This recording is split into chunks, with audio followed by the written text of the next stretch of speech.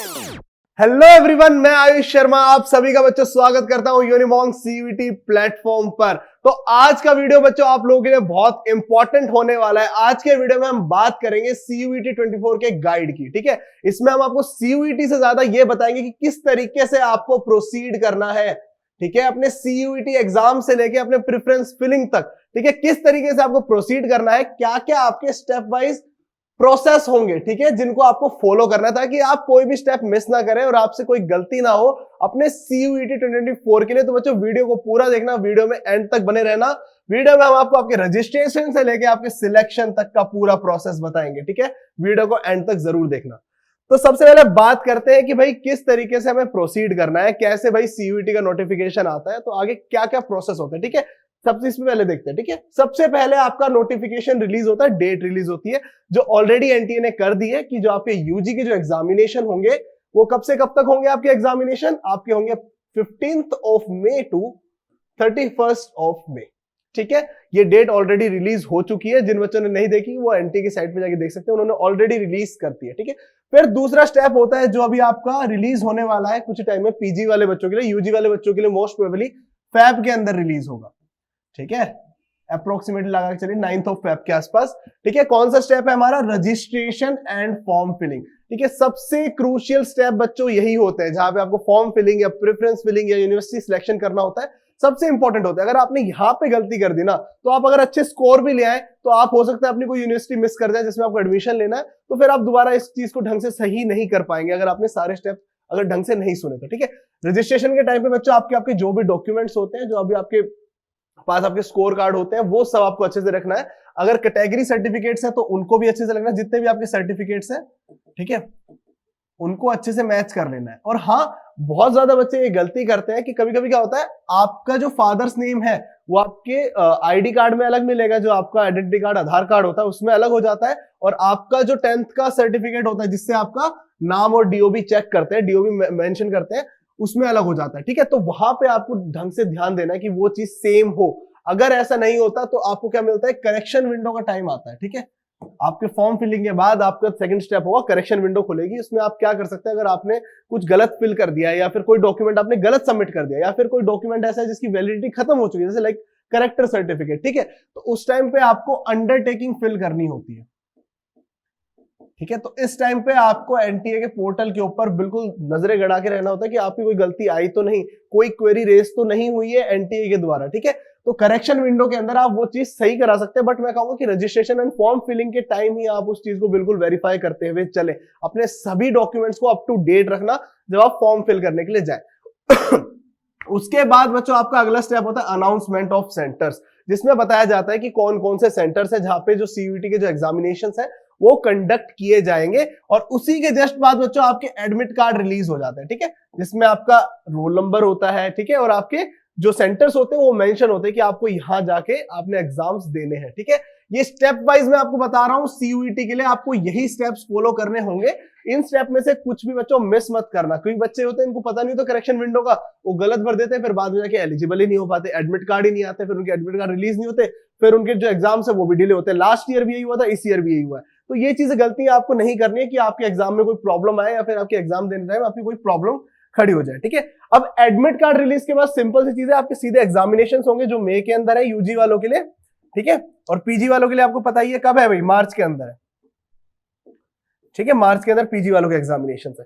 ठीक है, अब एग्जामिनेशन हो गए। ठीक है, आपका एक जो बड़ा स्टेप था कि अच्छे से हमें फॉर्म फिलिंग करनी है, अपने जो करेक्टमेंट है अंडरटेकिंग आ रही है एनटी द्वारा, उसको हमें सही करना है। ठीक है, यहां तक आपका एक जो मेजर स्टेप था ना वो कंप्लीट हो गया कि हमने एग्जाम दे दिया है, अच्छे से दे दिया है, अच्छे स्कोर हमारे आ जाएंगे। अब इसके बाद आपको बच्चों जो आंसर की चैलेंज का स्टेप आता है, जिसमें आपकी आंसर कीज रिलीज होती है और आप आंसर्स को चैलेंज कर सकते हैं। आप अपने मैच करते हैं कि आपके कितने आंसर सही है, और अगर कुछ ऐसा होता है कि एनटीए ने गलत मार्किंग कर दी है तो आप उसको चैलेंज भी कर सकते हैं, क्वेश्चंस को चैलेंज भी कर सकते हो। ठीक है, तो ये आपको इंपॉर्टेंटली नोट करना है, अपनी आंसर की से जरूर अपने जो रो स्कोर है उसको जरूर निकालिए। ठीक है, अब ये सब होने के बाद आंसर की रिलीज के बाद, जैसे इस बार एनटीए ने कह दिया कि विद इन 2 वीक्स, अगर आपके 31 मई को एग्जाम्स खत्म है तो विद इन 2 वीक्स यानी कि मिड ऑफ जून आपका जो रिजल्ट है वो आ जाएगा। तो आपकी आंसर की भी आपके एग्जाम्स के बाद रिलीज कर दी जाएगी विद इन 1 वीक, ठीक है। तो आपके मिड जून के अंदर आपका रिजल्ट भी आ जाएगा। तो आपको इस चीज पे बिल्कुल ध्यान देना, अपने आंसर की इसको जल्दी से जल्दी मैच करना है। अगर आपको कोई ऐसा लगता है क्वेश्चन गलत चेक हुआ है तो उसको आपको चैलेंज करना है। अब इसके बाद बच्चों आपका स्टेप आता है रिजल्ट आउट। रिजल्ट आउट हो गया, ठीक है, बच्चों को पता लग गया भाई कितने स्कोर आए हैं, ठीक है।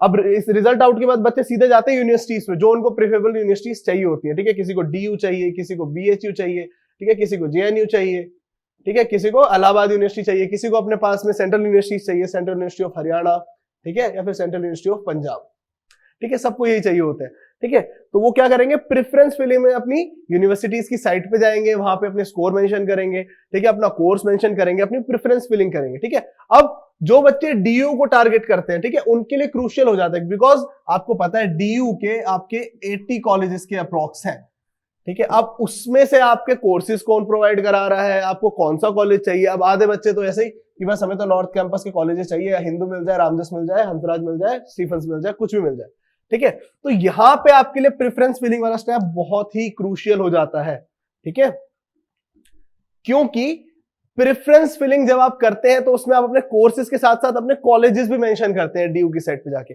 अगर एक बार जो आपने कॉलेज अपने मेंशन कर दिया, ठीक है, अरेंजमेंट नहीं कह रहा हूं, कॉलेज जितने आपने मेंशन कर दिए, आप उसके बाद चेंज नहीं कर पाओगे अपनी प्रेफरेंस फिलिंग के अंदर उन कॉलेजेस को, ठीक है।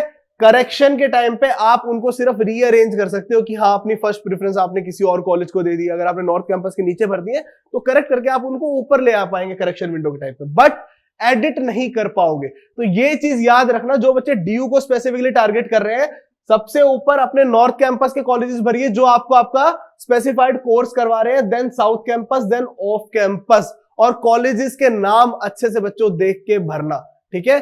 कई बच्चे क्या करते हैं, स्वामी श्रद्धानंद भरना है, स्वामी विवेकानंद भराते हैं, ठीक है। गुरु तेग बहादुर खालसा कॉलेज करना है, गुरु गोविंद सिंह खालसा कॉलेज कराते हैं, क्योंकि कई के नाम भी सेम होते हैं। तो ये गलती नहीं करनी है। प्रेफरेंस फिलिंग के टाइम पे बहुत ही अपने सचेत हो जाना है, आंख खोल के, दिमाग खोल के फिर प्रेफरेंस फिलिंग करनी है, ठीक है। उसके बाद अगर आपको लगता है भाई आपने ऊपर नीचे कर दी, हमें इस कॉलेज को पहली प्रेफरेंस देनी है, इसके अंदर मेरे ही फील्ड के जिससे मैंने सब्जेक्ट कॉम्बिनेशन पेपर दिए हैं उसके ज्यादा कोर्सेज है, तो आप उसको आराम से रीअरेंज कर पाएंगे करेक्शन के टाइम पे, ठीक है। इन द लास्ट आपकी मेरिट लिस्ट रिलीज होगी। मेरिट लिस्ट जिस भी यूनिवर्सिटी की, जिस भी कॉलेज की टाइम पे रिलीज होती रहती है, 1 आएगी, 2 आएगी, 3 आएगी, मैक्सिमम 4 तक जाती है, इससे ज्यादा नहीं होती है। अब तक जितना भी देखा, दिल्ली यूनिवर्सिटी की 4 से ज्यादा नहीं आई है, ठीक है। जो बच्चे दिल्ली यूनिवर्सिटी को टारगेट कर रहे हैं, ये लास्ट ईयर का आपको सिनेरियो बता रहा हूं। और मेरिट लिस्ट के जैसे एक रिलीज हुई, उसके 2 दिन बाद या 1 दिन बाद आपका सीट एलोकेशन होता है। आपको अपने पोर्टल पे दिख जाएगा कि भाई आपको अपने स्कोर के हिसाब से, अपने सब्जेक्ट कॉम्बिनेशन के हिसाब से, प्रेफरेंस फिलिंग के हिसाब से कौन से कॉलेज में कौन अपने कोर्सेज की कौन सी सीट एलोकेट हुई है, ठीक है। यहां पे आके आपका जो सिलेक्शन प्रोसेस है ना, वो कंप्लीट हो जाता है, ठीक है।